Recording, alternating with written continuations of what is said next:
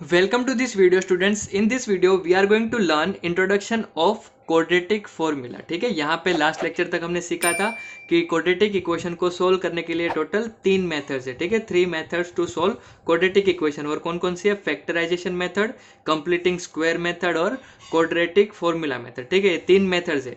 अब यहाँ पे आपको ध्यान देना है कि यहाँ पे जो सेकंड मेथड है कंप्लीटिंग स्क्वायर मेथड और ये जो थर्ड मेथड है क्वाड्रेटिक फॉर्मूला मेथड। ठीक है, इन दोनों मेथड से हम कोई भी क्वाड्रेटिक इक्वेशन को सोल्व कर सकते हैं। ठीक है, कोई भी क्वाड्रेटिक इक्वेशन आपको दिया है हम इन दोनों मेथड्स का यूज करके इसको सोल्व कर सकते हैं। लेकिन ये वाली जो फैक्टराइजेशन मेथड है, ठीक है, उसमें क्या होगा कि कोई कोई क्वाड्रेटिक इक्वेशंस ऐसे होंगे जो आप फैक्टराइजेशन मेथड से सोल्व नहीं कर सकते हो। ठीक है, यहाँ पे जो फैक्टराइजेशन मेथड है वो काफी इजी है, लेकिन कुछ कुछ इक्वेशंस ऐसे होंगे जो आप इस मेथड से सोल्व नहीं कर सकोगे। जैसे मैंने यहाँ पे एक एग्जाम्पल लिया है, तो यहाँ पे देखो, अगर आप इसको फैक्टराइजेशन मेथड से सोल्व करने के लिए जाते हो तो क्या होगा, तो यहाँ पे फर्स्ट टर्म में 2 है और लास्ट टर्म में 7 है, तो 2 7 जा हो जाएगा 14। ठीक है, अब 14 के हमें ऐसे फैक्टर्स निकालने हैं कि जिसको ऐड करके आंसर 8 आना चाहिए। ठीक है, तो 14 के ऐसे कोई फैक्टर्स बनेंगे ही नहीं जिसको ऐड करके आंसर 8 आता हो। जैसे 14 के फैक्टर्स कौन कौन से होंगे, तो 14 1 जा होता है, फिर 7 2 जा होता है, फिर 3 4 5 6 के साथ 14 के कोई भी फैक्टर्स नहीं होते, सिर्फ 2 ही फैक्टर्स आएंगे 14 के। ठीक है, तो दोनों फैक्टर्स में कोई भी फैक्टर ऐसा नहीं है जिसको ऐड करके 8 आंसर आता हो। जैसे यहाँ पे देखो 14 + 1 क्या हो जाता है 15 और 7 + 2 क्या हो जाता है 9। तो इनमें से कोई भी फैक्टर चलेगा नहीं, तो हम यहाँ से फैक्टराइजेशन मेथड का यूज करके इसको सोल्व नहीं कर पाएंगे। ठीक है, तो आपने क्या यहाँ पे सीखा कि फैक्टराइजेशन मेथड थोड़ी सी लिमिटेड है, कुछ कुछ क्वेश्चंस ऐसे भी आते हैं जो आप फैक्टराइजेशन मेथड से सोल्व नहीं कर पाओगे। ठीक है, तो यहाँ पे बाकी 2 मेथड्स है कंप्लीटिंग स्क्वायर और क्वाड्रेटिक फॉर्मूला। उन दोनों मेथड से आप कोई भी इक्वेशन आपको दे दे, क्वाड्रेटिक इक्वेशन आपको कैसा भी दे दे, इन दोनों मेथड से आप उसको सोल्व कर सकते हो। ठीक है, अब उसमें भी आपको ये चीज समझनी कि कंप्लीटिंग स्क्वायर मेथड है वो इजी है। ठीक है, लेकिन जो क्वाड्रेटिक फॉर्मूला मेथड है वो बहुत ज्यादा इजी है। ठीक है, इस मेथड क्वाड्रेटिक फॉर्मूला मेथड है उसका यूज करके आप कोई भी इक्वेशन बहुत ही इजीली सोल्व कर सकते हो, आप डायरेक्टली आपको आंसर मिल जाएगा। ठीक है, अब क्वाड्रेटिक फॉर्मूला के बारे में इस वीडियो में अंदर हम डिस्कस करने वाले। ठीक है, नेक्स्ट यहाँ पे कुछ प्रॉपर्टीज देख लेते हैं कि क्वाड्रेटिक फॉर्मूला मेथड है उसके अंदर स्पेशलिटीज क्या है। तो यहाँ पे फर्स्ट पॉइंट दिया है लिटिल लॉन्ग बट इजी। ठीक है, ये मेथड जो है थोड़ी सी लंबी है लेकिन बहुत ज्यादा इजी है। ठीक है, अगर आप इससे क्वेश्चन सोल्व करते हो तो आपको ज्यादा प्रॉब्लम नहीं होगी और इजीली आप आंसर ला पाओगे। थोड़ा सा लंबा होगा लेकिन आंसर आपका इजीली आ जाएगा। ठीक है, नेक्स्ट आपको क्या दिया है, you will get nature of the roots first then roots.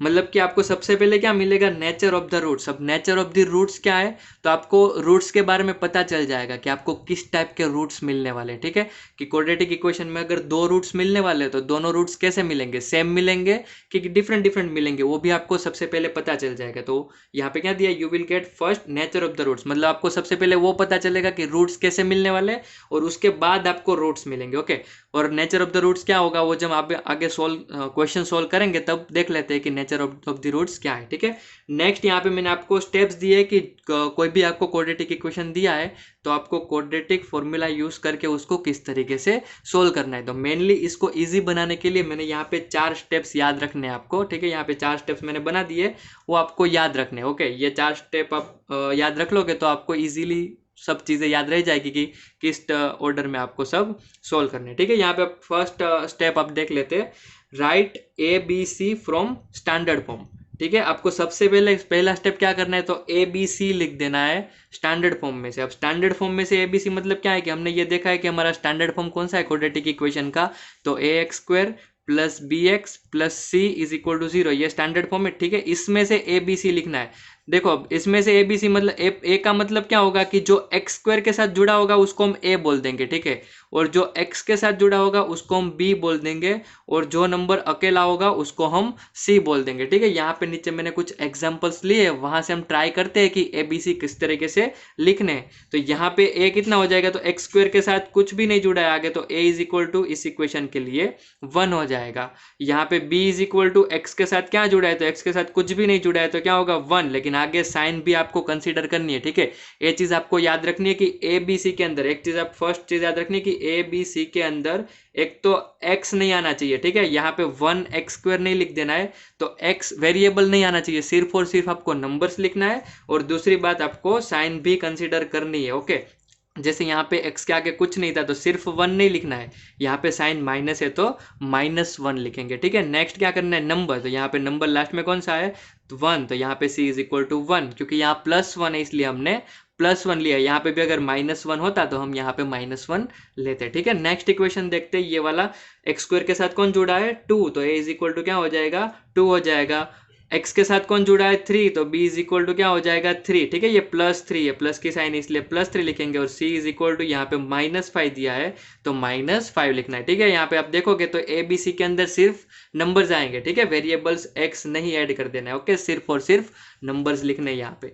Next यहाँ पे थर्ड इक्वेशन देखे तो a is equal to x² के साथ क्या जुड़ा है, कुछ भी नहीं, तो 1 लिख देंगे। b इज इक्वल टू क्या हो जाएगा, तो x के साथ क्या जुड़ा है, 4, तो 4 आएगा, लेकिन आगे माइनस की साइन इसलिए माइनस हो जाएगा, ठीक है। और c इज इक्वल टू अकेला नंबर कौन सा है, 9, तो यहाँ पे आ जाएगा 9, तो a b c इस तरीके से लिख देने। लास्ट इक्वेशन में देखे तो a इज इक्वल टू, अब यहाँ पे देखो ये जो हमारा फॉर्म है वो स्टैंडर्ड फॉर्म नहीं है, क्योंकि स्टैंडर्ड फॉर्म में सबसे पहला वाला टर्म कौन सा होना चाहिए, x² वाला होना चाहिए, ठीक है। तो या x² वाला टर्म आगे ले लेंगे और 2x वाला टर्म पीछे ले लेंगे, ठीक है। और अगर ये ट्रांसफॉर्मेशन नहीं करना हो तो इजीली आप ऐसे भी याद रख सकते हो कि जो भी नंबर x² के साथ जुड़ा है वो हमें a बोल देना है, ठीक है। तो यहाँ पे a क्या होगा, तो x² के साथ कौन जुड़ा है, 3, तो यहाँ पे हम लिख देंगे 3, लेकिन यहाँ आगे माइनस था इसलिए हमें -3 लिखना होगा, ठीक है। इस तरीके से इजीली याद रखना है कि x² के आगे वाला a हो जाता है, x के आगे वाला b हो जाता है, और जो अकेला नंबर है वो c हो जाता है। तो यहाँ पे हमें a b c लिखना है, तो x² के आगे वाला -3a हो गया, x के आगे वाला 2 हो गया b, और अकेला नंबर ये वाला हो जाएगा c, तो यहाँ पे c इज इक्वल टू 10 बन गया। नेक्स्ट इक्वेशन देखते हैं, तो a मतलब क्या होता है, x² के आगे वाला, तो x² के आगे वाला कौन है, 2, तो यहाँ पे क्या आ जाएगा 2।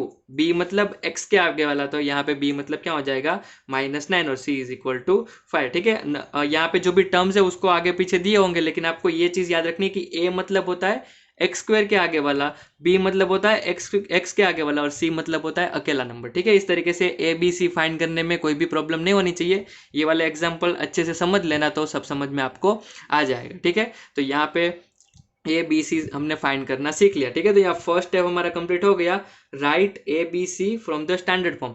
अब हम ये वाला क्वेश्चन एक सोल्व करेंगे और यहाँ से हम सीखेंगे कि क्वाड्रेटिक फॉर्मूला का यूज करके सॉल्यूशन किस तरीके से फाइंड करना है। तो यहाँ पे ए हो जाएगा 2, ठीक है, बी हो जाएगा, एक्स के आगे कौन है -8, और सी हो जाएगा 7, ठीक है। इस तरीके से ए बी सी हमें फाइंड कर लेने। नेक्स्ट क्या करना है, तो सेकंड स्टेप आपको दिया है फाइंड डी डिस्क्रिमिनेंट, ठीक है। डी फाइंड करना है जिसका फुल फॉर्म होता है डिस्क्रिमिनेंट, वो भी चीज़ आपको याद रखनी है, ठीक है। एमसीक्यू के अंदर छोटे छोटे क्वेश्चन आ सकते हैं, इस तरीके का आपको कोई क्वाड्रेटिक इक्वेशन दे दिया है और आपको फिर बोलेंगे कि डिस्क्रिमिनेंट फाइंड करो, तो आपको सिर्फ डी ही फाइंड करना है, ओके। यहाँ पे डी फाइंड करना है उस एमसीक्यू के अंदर, लेकिन यहाँ पे आप सोल्व करोगे तब सबसे पहला स्टेप था ए बी सी फाइंड करो, वो फाइंड हो जाता है, उसके बाद हमें डी फाइंड करना है। अब डी का यहाँ पे फॉर्मूला याद रखना है, D is equal to B square -4ac, ठीक है। ये वाला फॉर्मूला है, D is equal to B square -4ac, हर एक क्वेश्चन में सेम आएगा, ये फॉर्मूला ही है डी फाइंड करने के लिए। तो यहाँ पे हम डी फाइंड करते हैं, बी आपको कितना दिया है -8, तो बी का स्क्वायर था, तो यहाँ पे हम -8 का स्क्वायर लिख देंगे, फिर -4, ए कितना दिया है आपको 2, और सी कितना दिया है आपको 7, तो इस तरीके से वैल्यूज रखनी है सिर्फ, ठीक है। यहाँ पे बी दिख रहा था तो उसकी जगह पे मैंने -8 रख दिया, ए दिख रहा था वहाँ पे 2 रख दिया, सी दिख रहा था वहाँ 7 रख दिया, सिर्फ इसके अंदर वैल्यूज रखनी है, ठीक है। यहाँ पे ए बी सी जो आपको दिख रहे हैं, जो हमने यहाँ से फाइंड की है, वो सिर्फ इसके अंदर रखने, ठीक है। अब यहाँ से इसकी वैल्यू फाइंड करते, देखो 8 का स्क्वायर होता है 64, ठीक है, फिर माइनस का स्क्वायर हो जाएगा प्लस, तो यहाँ पे -64 नहीं लिखना है, +64 कर देना है, ठीक है। नेक्स्ट 4 2 ज़ा 8 एंड 8 7 ज़ा 56, तो यहाँ पे 64 -56 कितना हो जाएगा 8 हो जाएगा, ठीक है। अब जैसे ही हमें d की वैल्यू मिल जाती है ना, तो वहां से हमें फिर नेक्स्ट लिखना है। यहाँ पे देखो फर्स्ट स्टेप हो गया ए बी सी फाइंड करने वाला, सेकंड स्टेप भी हो गया डी फाइंड करने वाला। अब थर्ड टर्म हमें करना है रूट, नेचर ऑफ रूट्स लिखने हैं। अब नेचर ऑफ रूट्स इस तरीके से कि अगर d <0 होता है, ठीक है, <0 मतलब यहाँ पे आपको याद रखना है नेगेटिव नंबर, ठीक है। जब भी नेगेटिव नंबर आता है तब d होता है <0, तब नेचर ऑफ रूट्स क्या होगा कि नो रियल रूट्स, मतलब उसके रूट्स नहीं मिल सकते, ठीक है। नेक्स्ट क्या है कि d इज इक्वल टू 0 मिलता है, ठीक है। तो हम इस तरीके से नेचर ऑफ रूट्स लिखेंगे कि 2 इक्वल रूट्स, मतलब कि जो भी क्वाड्रेटिक इक्वेशन के आपको 2 रूट्स मिलने वाले वो दोनों इक्वल होंगे, दोनों सेम होंगे, ठीक है। जैसे 3/4 3/4, 1/2 1/2, ठीक है। इस तरीके से रूट्स मिलते हैं, x is equal to 3/4, x is equal to 3/4, तो इसको क्या बोलते हैं, इक्वल रूट्स, टू दोनों इक्वल रूट्स मतलब टू इक्वल रूट्स, ठीक है। और अगर d ग्रेटर देन 0 मिलता है, ठीक है, ग्रेटर देन 0 मतलब क्या होता है, पॉजिटिव नंबर्स, ठीक है, पॉजिटिव नंबर्स मिलता है। जैसे यहाँ पे हमें कितना मिला, d मिला 8, तो इसको हम बोलते हैं पॉजिटिव नंबर्स, तो इसको हम लिख देंगे d ग्रेटर देन 0, कि यहाँ जो d मिला वो 0 से बड़ा मिला, ठीक है। तो हम क्या लिख देंगे, टू डिस्टिंक्ट रूट्स। डिस्टिंक्ट का मतलब क्या होगा कि दोनों डिफरेंट रूट्स है, ठीक है। डिफरेंट मतलब क्या होगा कि आपको मिला x इज इक्वल टू 1/2 और x इज इक्वल टू 3/4, तो ये दोनों वैल्यू आपको डिफरेंट मिली, तो उसको हम बोलेंगे टू डिस्टिंक्ट रूट, ठीक है।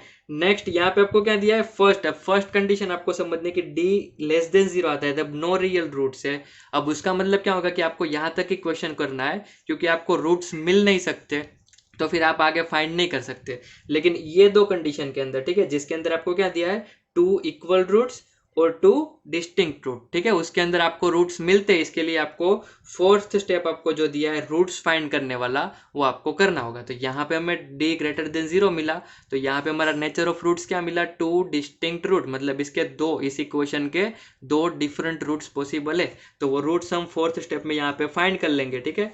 तो यहाँ पे इस तरीके से फॉर्मूला ही लिखना है, ठीक है, फॉर्मूला याद रखना है रूट्स फाइंड करने के लिए, कोई और स्टेप, कोई और अलग तरीके की स्टेप्स नहीं है, ठीक है, सिर्फ फॉर्मूला याद रखना है। फॉर्मूला कुछ इस तरीके से -b प्लस √d/2 है, ये होगा हमारा फर्स्ट रूट, और ये होगा हमारा second root -b minus √d/2 है, ठीक है। ये चीज आपको याद रखनी है, एक बार प्लस √d करना है और एक बार माइनस √d करना है, ठीक है। आगे वाला सेम है, -b और नीचे 2 है, यहाँ पे भी -b और नीचे 2 है, लेकिन सेकंड यहाँ पे चेंजेस आ रहा है, +√d और यहाँ पे -√d। तो इस तरीके का फॉर्मूला रख देना है सिंपली, वो जो भी कैलकुलेशंस आती है, ठीक है। a भी मिल गया है, b भी हमने यहाँ पे लिख दिया है, और √d तो d भी हमने यहाँ पे फाइंड कर दिया, सिर्फ तीन चीज की वैल्यू यहाँ पे रख देनी है। तो यहाँ पे x इज इक्वल हो जाएगा -b। अब देखो यहाँ पे b कितना है, -8, तो यहाँ पे आगे माइनस दिया है, ठीक है, तो यहाँ पे माइनस माइनस हो जाएगा प्लस, तो यहाँ पे हो जाएगा 8, ठीक है। इस तरीके से -b दिया है, ठीक है, तो ये माइनस हमने माइनस रख दिया, और b की वैल्यू हम अगर यहाँ पे रखें तो b की वैल्यू मिली है -8, तो ये माइनस माइनस क्या हो जाएगा, +8 हो जाएगा। तो यहाँ पे मैंने क्या लिख दिया, +8, फिर प्लस √d, तो d की वैल्यू कितनी है, d की वैल्यू हमें यहाँ पे मिली 8/2 इंटू ए, हमें यहाँ पे कितना दिया था, तो यहाँ पे हम लिख देंगे 2, ठीक है। ये फर्स्ट एक्स और सेकेंड एक्स यहाँ पे लिख देंगे, -b तो वो तो यहाँ पे था वही रहेगा सेम 8, और -√8/2 इंटू 2, ठीक है। यहाँ पे सेम ही चीज होगी, जो भी यहाँ मिलती है वही यहाँ लिख देना है, सिर्फ यहाँ बीच में प्लस था उसका सिर्फ माइनस कर देना है, ठीक है। इतना छोटा सा चेंज है। नेक्स्ट क्या करेंगे, इसको थोड़ा सिंप्लीफाई करने के लिए ट्राई करते हैं। तो यहाँ पे दिया है 8 और √8 क्या हो जाएगा, √8 हो जाएगा 2√2, ठीक है। यहाँ पे अगर आपको √8 दिया इस तरीके से, तो यहाँ पे अंदर इसका फैक्टराइजेशन कर देते हैं, तो 2 × 2 लिख सकते हैं √8 को, ठीक है। उसमें से ये 2 की पेयर बाहर आ जाएगी तो बन जाएगा 2, और ये अकेला 2 अंदर रह जाएगा, तो 2√2 हो जाएगा, ठीक है। √8 मतलब क्या होता है, 2√2। नेक्स्ट यहाँ पे नीचे 2 2 हो जाएगा 4, और यहाँ पे हो जाएगा 8 - 2√2/4। अब इसमें से हम कट करें, ठीक है, यहाँ पे क्या होगा कि इसके अंदर 2 कॉमन है, इसके अंदर 2 कॉमन है, और इसके अंदर भी 2 कॉमन है, तो हर जगह हम 2 2 कट कर देंगे। तो यहाँ पे 2 से डिवाइड करेंगे तो हो जाएगा 4, ठीक है। यहाँ पे 2 से डिवाइड करेंगे तो हो जाएगा √2, और यहाँ से 2 से डिवाइड करें तो हो जाएगा 2, और यहाँ पे हो जाएगा 4 - √2/2। सेम चीज होगी, लेकिन सिर्फ बीच वाली जो साइन है उसमें ही डिफरेंस होगा, ठीक है। तो 4 स्टेप के अंदर मेनली ये वाली मेथड याद रखनी है। फर्स्ट स्टेप कौन सा था, ABC लिख दो।